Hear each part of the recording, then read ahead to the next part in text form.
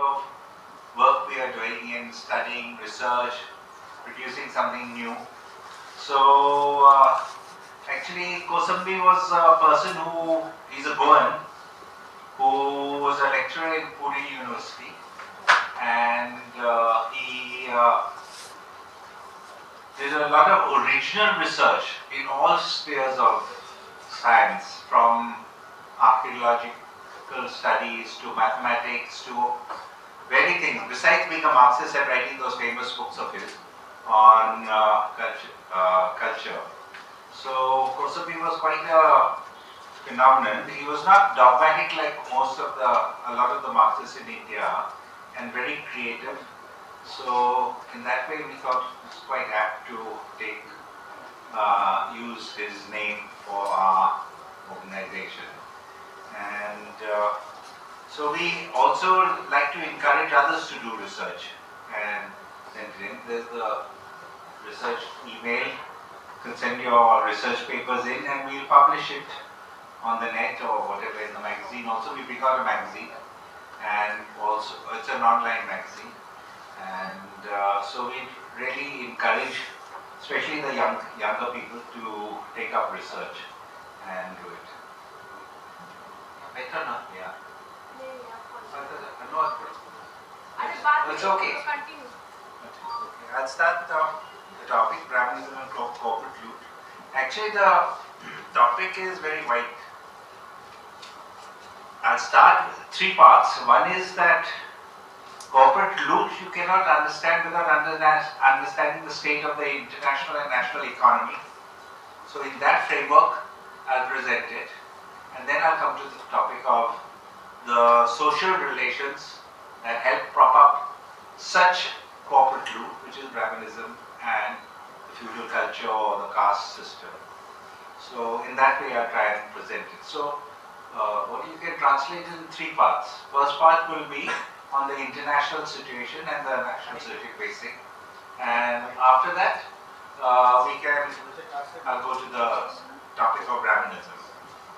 So the first point is that as far as the international situation goes, it is no doubt not in crisis just now. Generally, all Marxists tend to say everything is in crisis, but it's not. There's no crisis just now. The economies are quite booming, especially the Western economies. Those are the economies that run the system, including China today. And but below the under surface of the high GDP growth rates, which are there in the Western economies, there are quite serious problems which will come out in the next, at least in 2025 at least, if not before that. What are the problems? Actually, I'll give one example is of McDonald's. Actually, though they say that the US economy is growing, you'll find that McDonald's is cutting staff phenomenally. They're cutting wages, they're cutting staff, they're cutting this thing because they say people don't have enough. Now the people don't have enough money to go out and eat. McDonald's was supposed to be a cheap food, in the West at least, not here. But in the West it's supposed to be a cheaper food. And people used to go out and eat rather than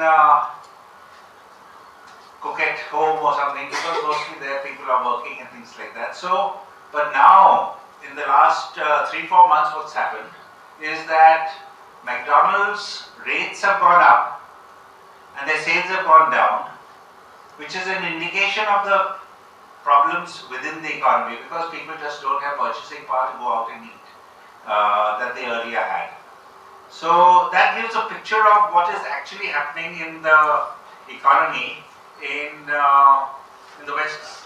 I take up the Western countries first and then come to India within that framework.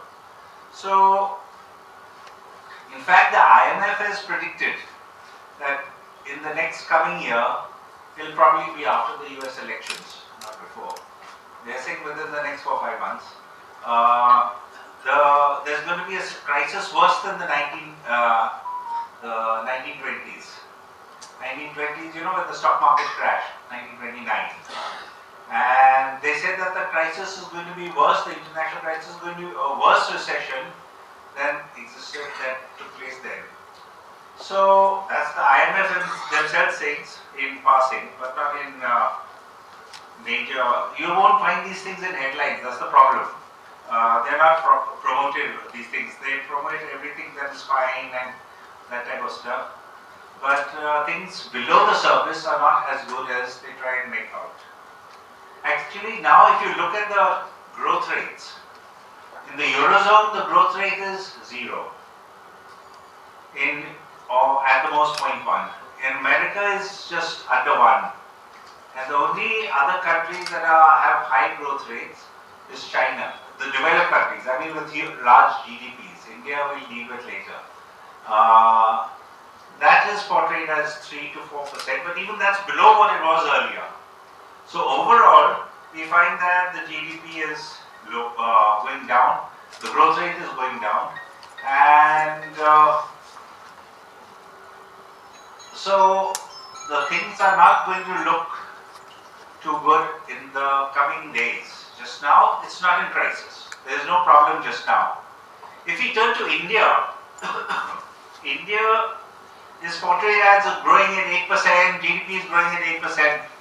But India is a very, very dubious figures, because the GDP growth rate only measures the organized sector, which is basically 6% of the economy.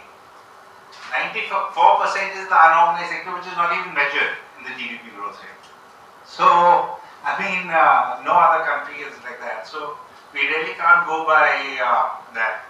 And India's, besides that, India's Modi government and all these people are portraying it as a big economy and things like that, and we are big on the world stage. But we have a 3.6 trillion economy compared to China's and America's about 20 trillion. So there's no comparison between the size of the Indian economy and the size of the major economies in the world. The EU also is there with about 15 trillion economy. So actually just now what we see is that at the present moment there may not be a severe crisis, but it is heading in that direction internationally. And what the nature of the crisis will be in the form of a clash between the two major powers, that is US and China.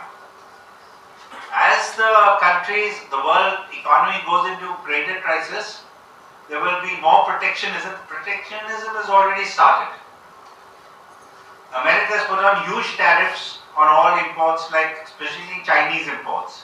60% to 70% tariffs on every Chinese good America has put on. So these tariffs will increase, and as you know earlier, like what happened in the 20s and 30s, trade wars will lead to hot wars. So just now it's in the form of high tariffs. It will become later more aggressive, and then finally in the form of actual trade wars, and then could break into hot war. And if there is any war, it's very clearly that 2-3 blocks. I don't know where India stands, but there'll be Russia, China on one side, and America, whoever else is with America on the other side. India will probably be with America, because we've been the Lals of the West traditionally. So I don't think we'll break from that. Though we have a foot in both camps. India has a lot of trade with dealings with Russia, but with China, I don't think that thing is going to work out. So basically, that's the position as far as the international situation. At present moment, it's not a crisis. It's likely to go into a very severe crisis after probably the US elections, on a scale not seen before, at least in the post-World War II period. It will probably be worse than what existed in 70s, early 70s, 74, 82. These are rounds of cycles of crisis. It will be much worse than this time. Now, if you come to India, India shows a very high growth rate of 7-8%. Now, that is 8% growth rate. 8% growth rate, as I said, is restricted to the organized sector. It only considers the organized sector. There's one very good economist, Arun Kumar, who brings out these details of development figures on a lot of articles by him on the the GDP, the growth rates, the relative figures. If you want, you can go through those articles. They're on the web.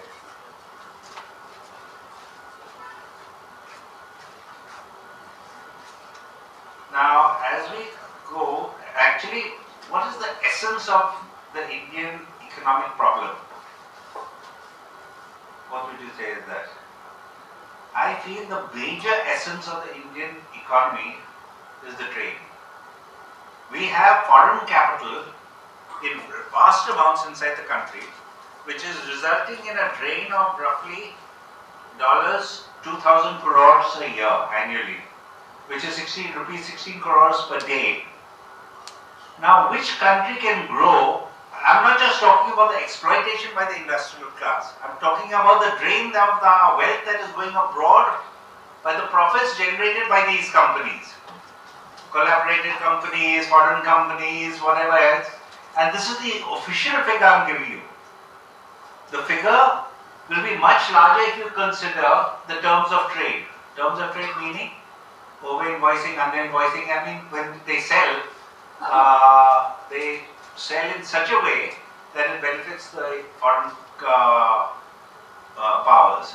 So, but the official figure taken from the RBI, the Reserve Bank, is 16 crores a day loot, drain going to foreign countries. Now, which country can grow? That's why we are 77 years into our independence, still considered a backward country. Whatever the government may talk and things like that we are great power and all that stuff, but actually, in fact, we are just a 3.6 trillion economy. If you look at per capita wise, it's even worse, because given our population, 3.6 trillion is a small figure compared to 17 and 20 trillion of the USA or Europe. China, of course, has the similar population as us, but the other countries have much lower population. So the per capita incomes are much higher in those countries. So now, actually, you find that India got independence 47, China got it in 49, say, and about the same time. Now, where is China today and where is India? Why? China's GDP is matching now, challenging America, and we are still a third world country. It's 17 trillion to America's 20 trillion. If you take it at purchasing power parity, that's a type of figure that they use to compare. It's even gone beyond its number one country as the largest country in the world today, China. So, as far as we can see, that China's growth has been so phenomenal, and they say that in these last 40 years, China's growth, never in the history of any country in the world has there been such growth as China's faced in the last 40 years. Why? People don't answer that, but it's basically because of the nature of the economy. The nature of our economy not only is drain of 16 crores a day, everyone is corrupt, all the ruling classes are corrupt, they're all making money themselves, they're all siphoning of their money to tax haven. Country be damned. So, in every way, through corruption, through all sorts of ways, there's no growth in our economy, and they never will be, as long as these rulers exist. They just loot the country, fleece the country, and they'll flee themselves once there's any danger to them. So that's the sort of condition that exists in India. Now, if you see India, as far as the economy goes, it's basically tied very tightly to the West, or the foreign countries, maybe Russia, all these countries, imperialist countries basically. We have nothing independent in our growth system, growth mechanism. Those countries go into a crisis, we'll go into a worse crisis. And that is the reality, what's going to happen. I just gave the picture what is likely to happen internationally. You can imagine what the situation will be locally. They may, of course, fudge the figures, which they are doing just now. fudging all the figures, and they don't give the proper figures of the reality of the type of growth that our country is facing. And so that will just continue now. So now you can translate it, then I have time to look through it. Question is, at the international level, the entire world is in a massive debt. The debt figure some 158 of 160 trillion dollars is the debt figure. Now, just the interest on it is $1 trillion a year. So this is not feasible. Say, take the American economy, which is paying $1 trillion a year on its interest. It's just not feasible. It's the number. It's more than defense. It's more than healthcare. It's more than what they're spending on other things. So, and just interest. Interest is not a productive item like any of the other items mentioned. So, the whole economy is becoming like a parasite. It's just living off the past, living off debt, living off things like that, without really being a dynamic economy worldwide. And the little dynamism more is there still in China, but that will be also limited. So we find that worldwide, the economies of the world are just going into debt, greater and greater debt. $160 trillion in debt is no small figure, and $1 trillion a year in interest is being paid by America. So this is not. I mean, you take a family income, any family income. If you live off debt, you keep borrowing to spend for your food. Say I'm going to eat something, and I have to borrow money to eat. So what happens? You have to pay interest on that, and you'll have to repay that. That's what they're doing at the international level, virtually borrowing to eat. That is the status of the world economy. So under these high GDP figures and all the economists, what they are portraying and things like that, there's a very severe crisis that is in the making, and certainly is going to break out probably after the US elections take place. If you turn to India, the figures are, here are the actual figures of the drain, 16 crores a day. 16 crores a day is drained out of the country. Now, if you take the industrial wealth of the country, I was not able to get it, but it's something like $16 trillion just now. If you take the normal interest rate on that, plus the drain, what is left for the country? This amount of money, that is the interest on the debt, interest that is generated by the value of the commodities that we have in our country, that itself swallows up all the wealth that is there being generated inside the country. And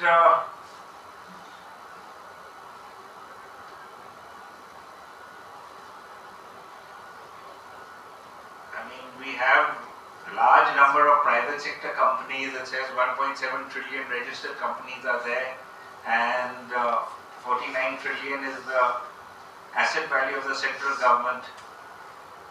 But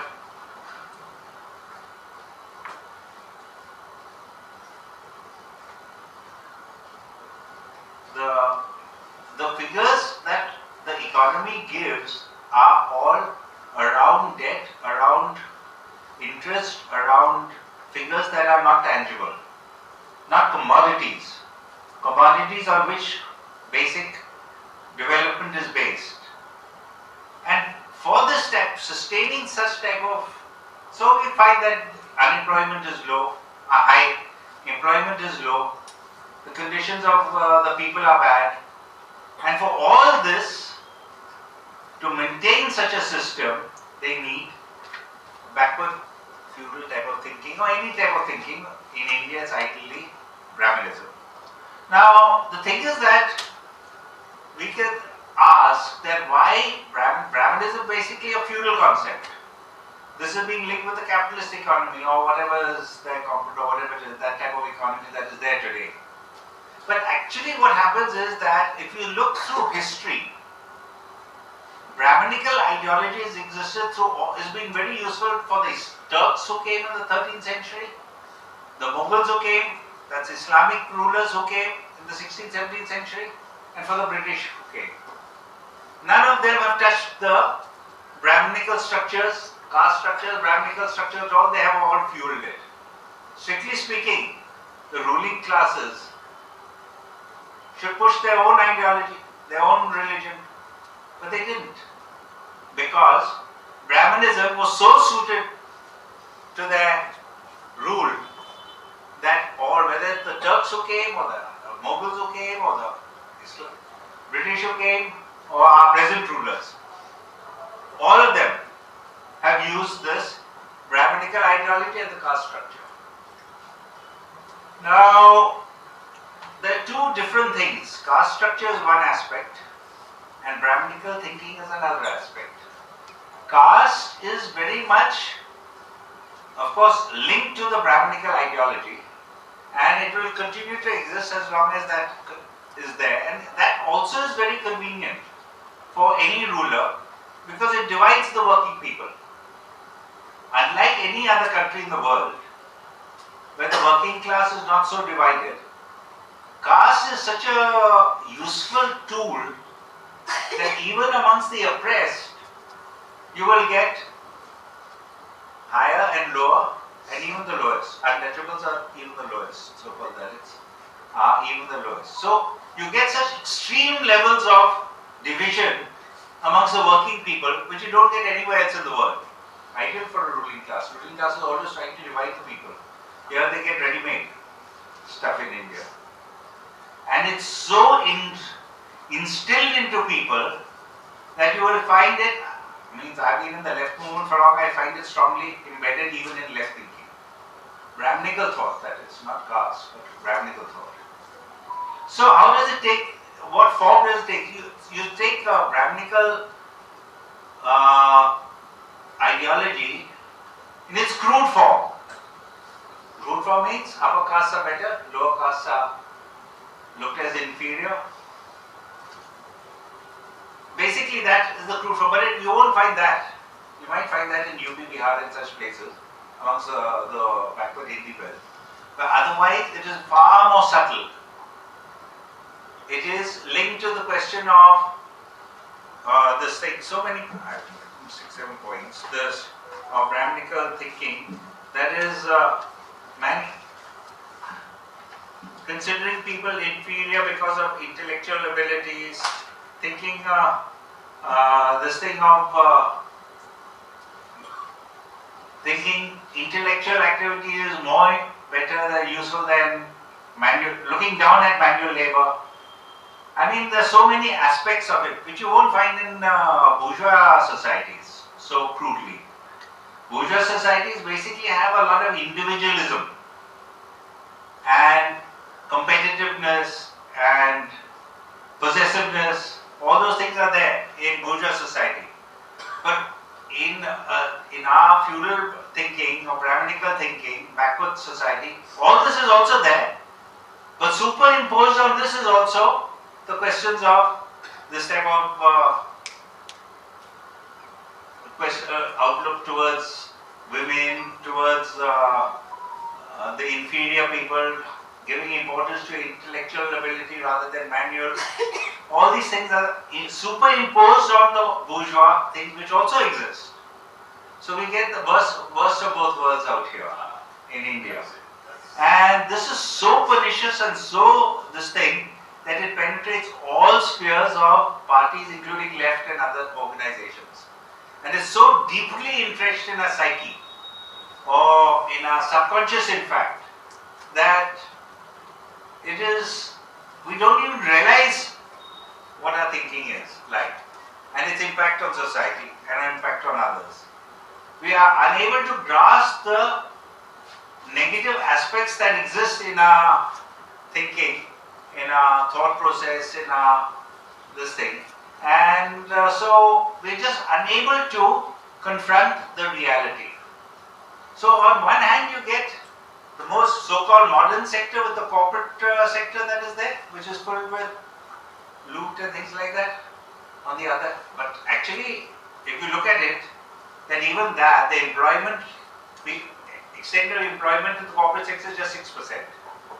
94% is in the unorganized sector, which nearly 50% is rural, which is again backward.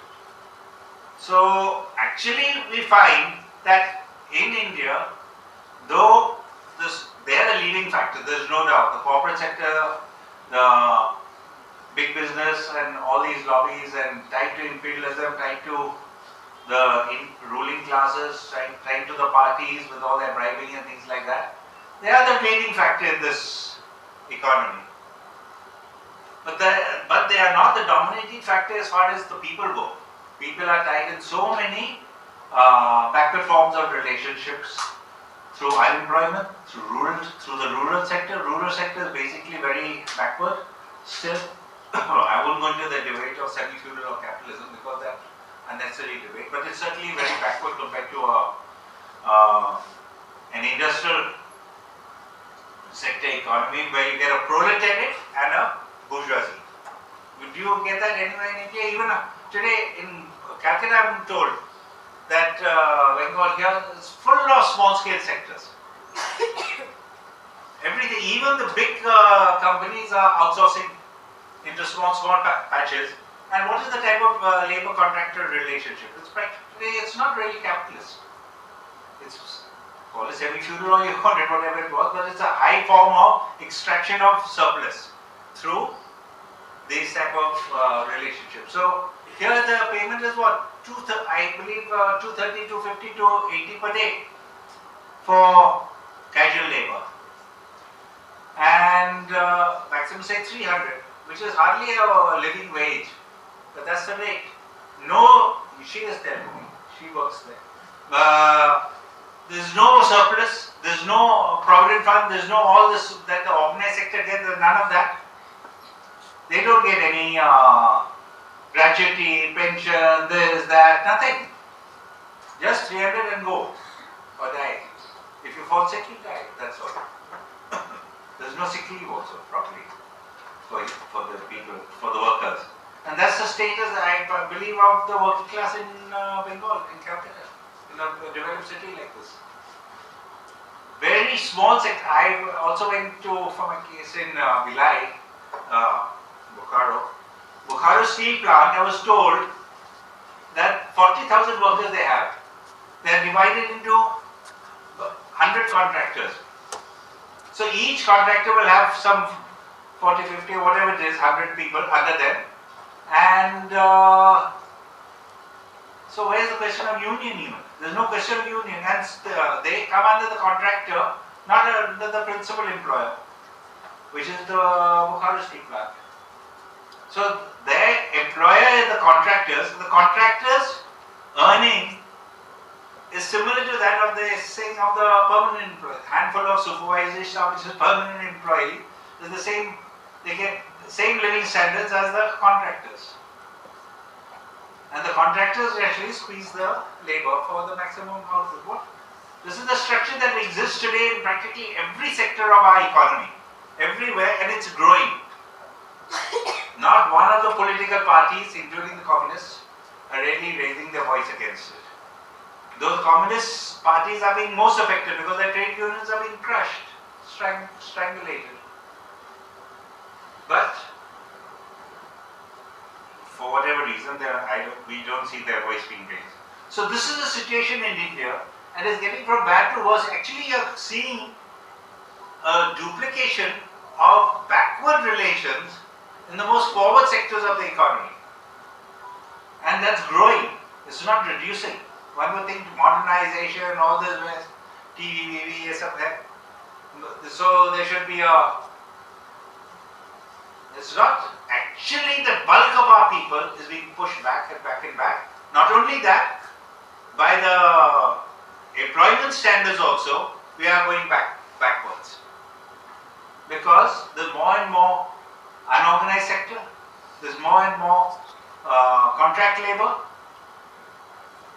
and so the labor laws are there. The Communist Party, CPI, CPM and all of them may raise their voice about proper labor laws, but what's the purpose? And no one comes in the category of the labor laws. And those who do, anyway organize to get their demands.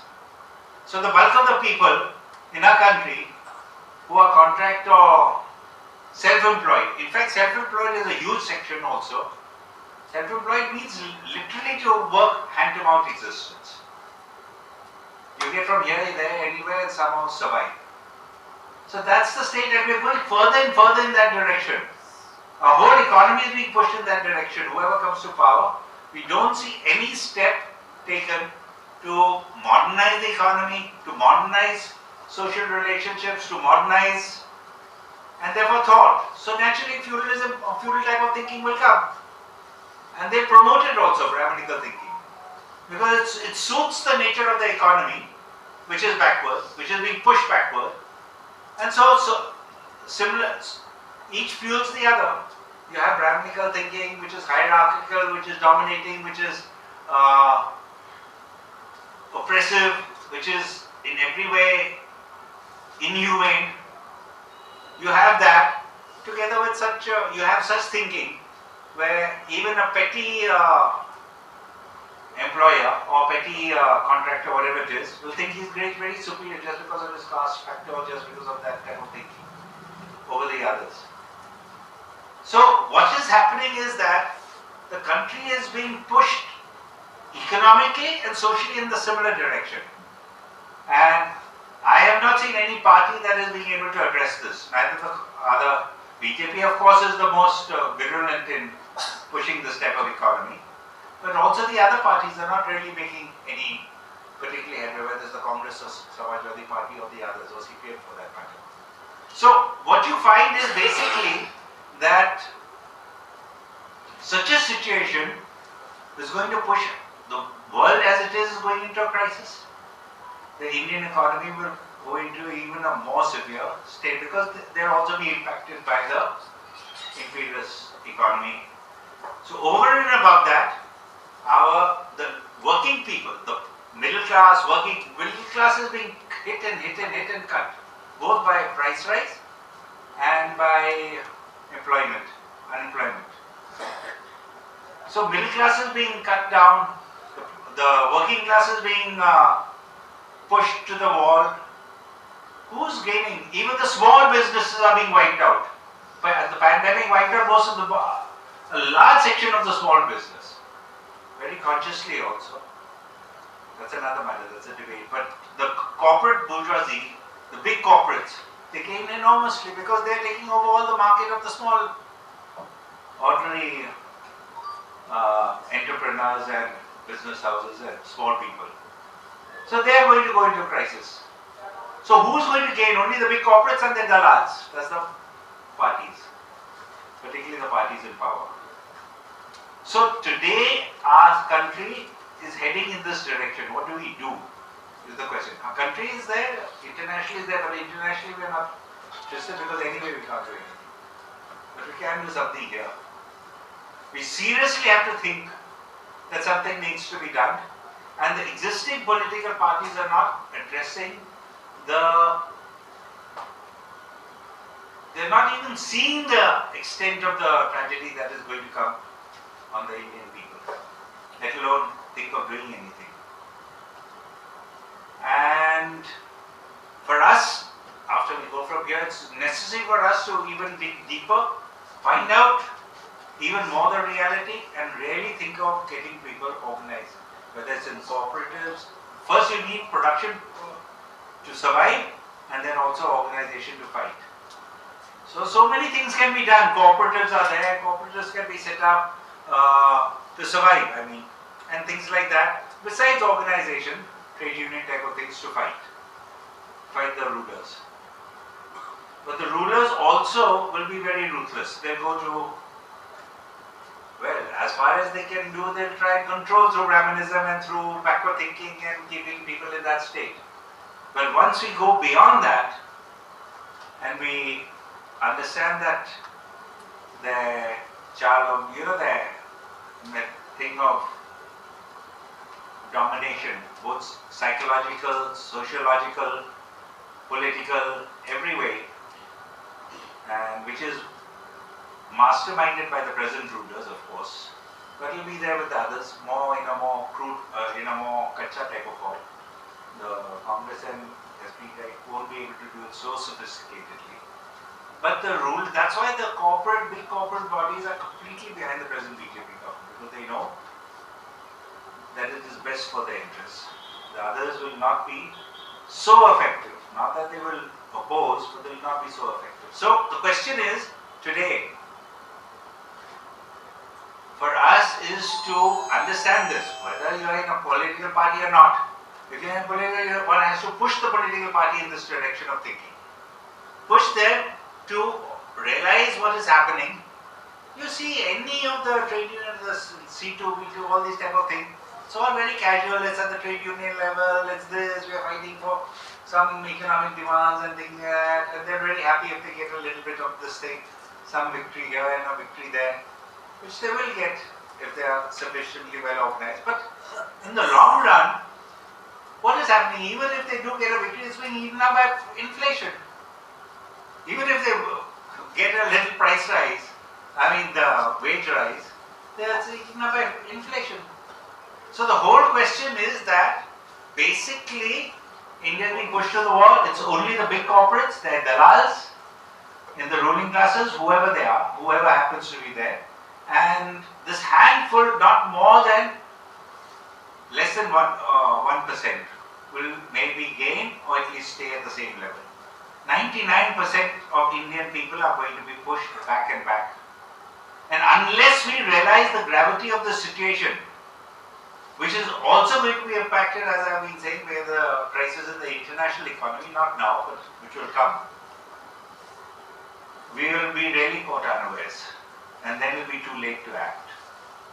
So the time is to think now, form organizations, form whatever cooperatives, whatever it is for survival also, and also try and build organizations and unions and organizations in our localities, in our areas, in our workplaces, wherever we are, organize both for production and for struggle.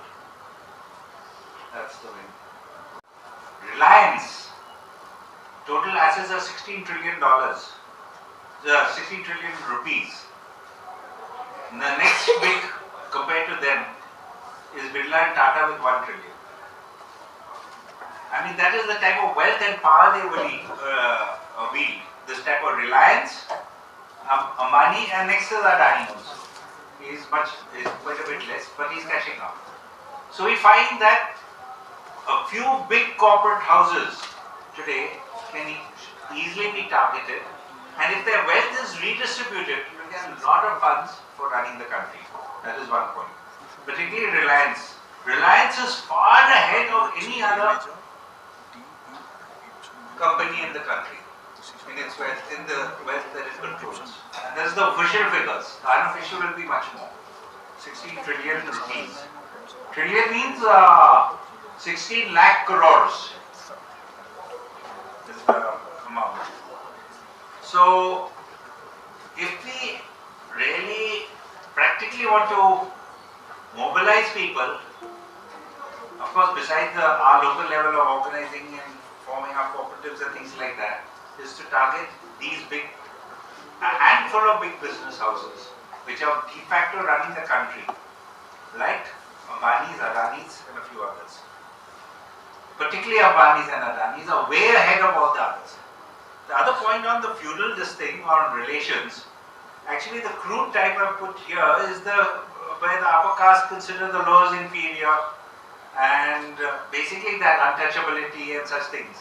That's the crude type. You might find it in UP Bihar, but you won't find it elsewhere. But the much more subtle types of caste behavior, which is reflected in not doing household work, males not doing household work, considering women intellectually inferior, considering looking down on manual labor, then pushing traditional stereotypes, particularly in social relationships, marriages, even friendships. So many of our friendships or marriages take place by so-called arranged marriages by the family. That is nothing but basically within the existing caste structure. So all these aspects only add to the existing backward feudal relations or Brahminical relations that exist. So all these, which we take as normal. In fact, anything out of this norm is considered not acceptable.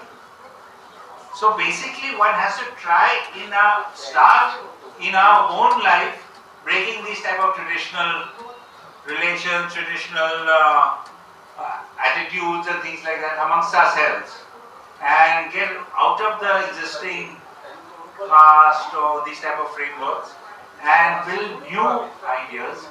And because in all these old type of structures, especially feudal structures, you will find a hierarchy. Some hierarchical relationship, some can be very subtle, some can be crude. Domination, like male domination, can be very subtle also. It can be crude also.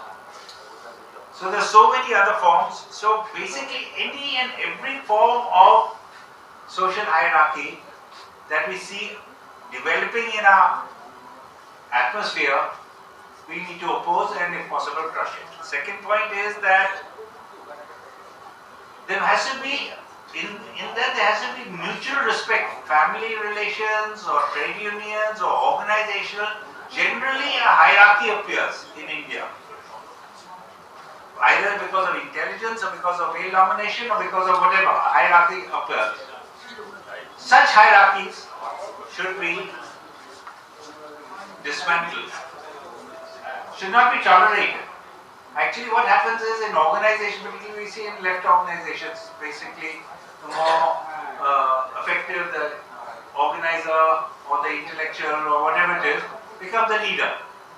And the leader is accepted, and there's no doubt everyone should become the intellectual and good organizer, there's no denying that. But the question is that such things perpetuate, and this hierarchical structures become, then after it might first, initially it might start because of talent or whatever it is. After that it becomes a sort of structure that is used to just dominate. And that's the problem. So basically all these things, mutual respect, manual labor, opposing hierarchy, all these things have to take place in our daily lives. Basically, because we find it everywhere. Wherever we are associated, we find it. We have to oppose it.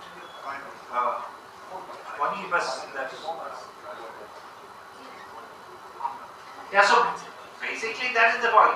The point is, first, in action, one has to act right from where we are.